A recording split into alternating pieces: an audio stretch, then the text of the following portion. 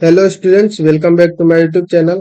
आज हम लोग इस वीडियो में कक्षा 10वीं और 12वीं बोर्ड एग्जाम 2025 के लिए बहुत ही महत्वपूर्ण टॉपिक पढ़ने वाले हैं, जो कि हिंदी का व्याकरण है। जो कि पहला टॉपिक हम लोग कवर करेंगे इस वीडियो में, संज्ञा। यानी कि संज्ञा को आज हम लोग इस वीडियो में कवर करने वाले हैं, जो कि 2 से 3 मार्क्स इससे आपके बोर्ड एग्जाम 10वीं और 12वीं में इससे क्वेश्चन पूछा जाता है। तो सबसे पहले है संज्ञा। यानी कि संज्ञा क्या है, संज्ञा किसे कहते हैं, क्या होता है। तो किसी व्यक्ति, वस्तु, स्थान आदि के नाम को संज्ञा कहते हैं। यानी किसी व्यक्ति को, वस्तु यानी किसी सामान को, स्थान यानी किसी जगह को, आदि के नाम को संज्ञा कहते हैं। यानी किसी नाम को संज्ञा हम लोग कहते हैं। जैसे में है पशु। पशु क्या है, पशु एक जानवर है, उसको वो क्या है, संज्ञा है। सुंदरता ये भी संज्ञा है। राम संज्ञा है। मोहन संज्ञा है। दिल्ली संज्ञा, ये सभी संज्ञा है। लेकिन कौन सा संज्ञा है ये कैसे पता चलेगा। तो इससे गुण भाव ये सब जो है, इससे पता चलेगा कि ये सब कौन सी संज्ञा है। तो यही सब जानेंगे। आइए अब पढ़ते हैं कि संज्ञा के प्रकार, यानी कि संज्ञा कितने प्रकार के होते हैं, जिससे कि हमें इसको पहचानने में आसानी होगा कि राम जो है वो कौन सा संज्ञा है, दिल्ली कौन सा संज्ञा है, सुंदरता कौन सा संज्ञा है। ये सब संज्ञा तो है ही, लेकिन संज्ञा में कौन सा संज्ञा है ये पहचानने के लिए हमें आगे पढ़ना होगा।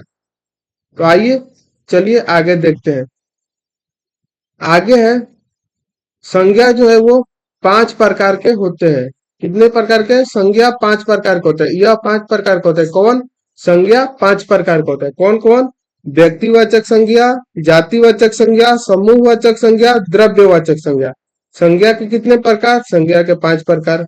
व्यक्तिवाचक संज्ञा, जातिवाचक संज्ञा, समूहवाचक संज्ञा और द्रव्यवाचक संज्ञा। अब इन पांचों संज्ञा का पहला से हम लोग बारी बारी से इसका एक्सप्लेनेशन करते हुए पढ़ेंगे।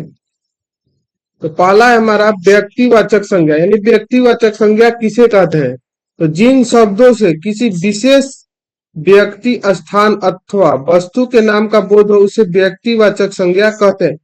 यानी कि व्यक्तिवाचक संज्ञा किसे कहेंगे, व्यक्ति, स्थान, वस्तु, नाम का बोध हो उसे हम व्यक्तिवाचक संज्ञा कहते हैं। यानी कि व्यक्ति का नाम होगा, वस्तु का नाम होगा, स्थान का नाम होगा, उसे हम क्या बोलेंगे, व्यक्तिवाचक संज्ञा। यानी कि जयपुर, जयपुर जो है यह एक स्थान का नाम है, इसीलिए किस में आएगा, तो ये व्यक्तिवाचक संज्ञा होगा। जयपुर कौन सा संज्ञा होगा, व्यक्तिवाचक संज्ञा। क्यों, क्योंकि जयपुर एक स्थान का नाम है। दिल्ली भी स्थान का नाम है।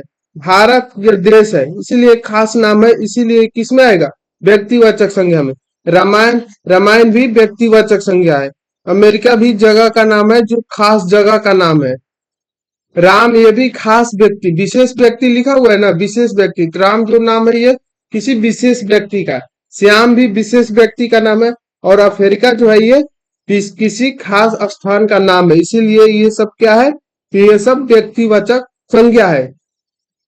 किस प्रकार पहचानेंगे कौन व्यक्तिवाचक संज्ञा है, तो जिन शब्दों से किसी विशेष व्यक्ति, स्थान अथवा वस्तु के नाम का बोध, यानी किसी विशेष व्यक्ति, स्थान अथवा वस्तु का बोध हो उसे हम व्यक्तिवाचक संज्ञा कहेंगे। अगला है हमारा जातिवाचक संज्ञा। जिस शब्द से किसी प्राणी या वस्तु समस्त जाति का बोध होता है उन्हें जातिवाचक संज्ञा कहते हैं। यानी किसी खास जाति का बोध हो उसे हम क्या बोलेंगे, तो जातिवाचक संज्ञा कहेंगे। यानी कि घोड़ा, घोड़ा से क्या पता चलता है, तो घोड़ा से, घोड़ा क्या है, तो घोड़ा पशु, ये इससे पशु जाति का बोध।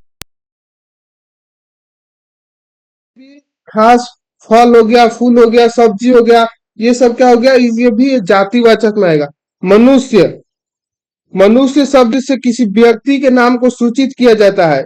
मानव जाति का बोध होता है। मनुष्य से किसका बोध होता है, मानव जाति का बोध चलता है। वृक्ष, वृक्ष यानी वृक्ष में जितने भी वृक्ष है, पेड़ है, ये सारे वृक्ष इसमें आ जाएंगे। इससे किसका पता चलता है, तो जाति का, इस सब का जाति का पता चलता है। ठीक है, उसके बाद कौन, उसके बाद है समूहवाचक संज्ञा। ये तो बहुत आसानी से आप लोग समझ जाएंगे, नाम से ही पता चल रहा है, सबके नाम से ही क्या लिखा हुआ है, समूहवाचक संज्ञा। तो जब किसी संज्ञा शब्द से व्यक्ति या वस्तु के समूह का बोध होता है तब उसे हम समूहवाचक संज्ञा देते हैं। यानी कि समूह मतलब एक से अधिक होना चाहिए, एक से अधिक होना चाहिए, उसे हम समूह कहेंगे। यानी कि परिवार, परिवार में एक से अधिक बहुत से लोग रहते हैं तो वो उससे क्या हुआ, समूह हुआ, एक परिवार का समूह। तो वो कौन सा संज्ञा हुआ, वो समूहवाचक संज्ञा हुआ। कक्षा, कक्षा में बहुत सारे बच्चे होते हैं तो वो भी एक समूह हुआ। सेना, सेना में बहुत सारे लोग होते हैं तो उससे भी समूह जाति का पता चलता है। या भीड़ है, सर भीड़ होगा। भीड़, भीड़ में भी बहुत सारे लोग होते हैं।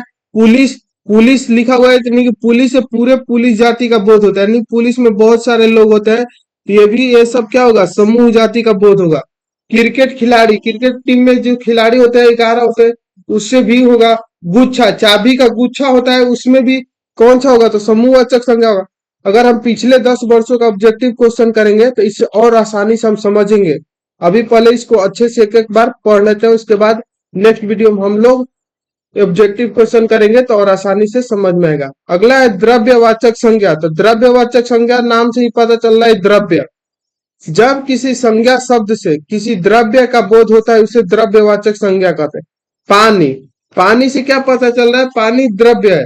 लोहा, इस सब से क्या पता चल रहा है, ये सब द्रव्यवाचक संज्ञा है। यानी किसी धातु या द्रव का बोध कराने वाले संज्ञा को हम क्या बोलेंगे, तो द्रव्यवाचक संज्ञा कहते हैं। यानी घी से, पूरे घी, एक बूंद घी हो या 1 किलो घी हो या कितना भी घी हो, ये से इसे क्या होता है, द्रव्य का पता चलता है। दाल, दाल भी जो है ये द्रव्यवाचक संज्ञा में ही आता है। उसके बाद हमारा लास्ट है भाववाचक संज्ञा। जिस शब्द से किसी गुण, दोष, भाव अथवा दशा का बोध होता है उसे भाववाचक संज्ञा कहते हैं। यानी किसका, गुण का पता चलता हो, दोष का पता चलता हो, भाव का पता चलता हो अथवा दशा का बोध होता है उसे हम भाववाचक संज्ञा कहते। यानी बचपन, बचपन से क्या पता चल रहा है, तो उसके गुण का, यानी कि उसके बचपन के बारे में। जवान, ये भी क्या है, तो भाववाचक संज्ञा। बुढ़ापा भाववाचक संज्ञा। भला, ये सब भाववाचक संज्ञा है। सुंदरता, सुंदरता से उसका गुण पता चल रहा है कि वो सुंदर है, इससे उसका क्या हो रहा है, तो भाव का पता चल रहा है। यानी कि इससे गुण, गुण में कौन सा आएगा, चतुराई हो गया, सुंदर है। सुंदरता क्या होगा, गुण है उसका कि वो सुंदर है।